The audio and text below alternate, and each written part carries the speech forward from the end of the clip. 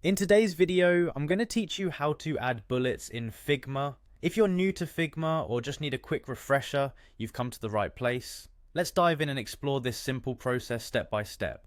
First off, start by navigating to Figma, the powerful and collaborative interface design tool that many designers rely on. If you haven't already, open up your web browser and head over to Figma's official website.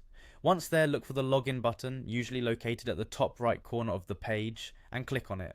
Enter your credentials to access your account. After logging in, you'll find yourself in the Figma homepage. From here, you'll need to navigate to your design files. Look for the Home button, typically found in the sidebar or alongside the main navigation menu, depending on your browser's current setup.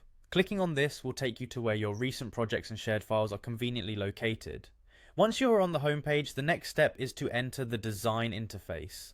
To do this, find and click on the Design tab. This moves you into the canvas area where all your creative ideas come to life. It's here that you can create new design elements or modify existing ones.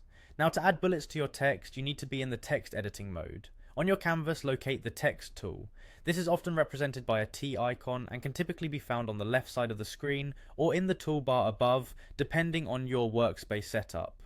Click on the text tool, then click anywhere on your canvas to start typing.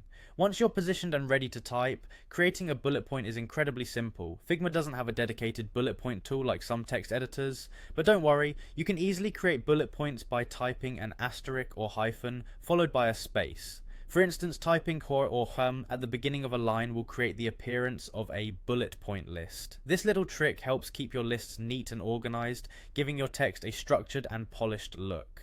And there you have it. With these straightforward steps, you can now easily add bullet points in Figma. Whether you're designing a complex user interface or just jotting down quick notes and checklists, utilizing bullet points can enhance the clarity and organization of your texts.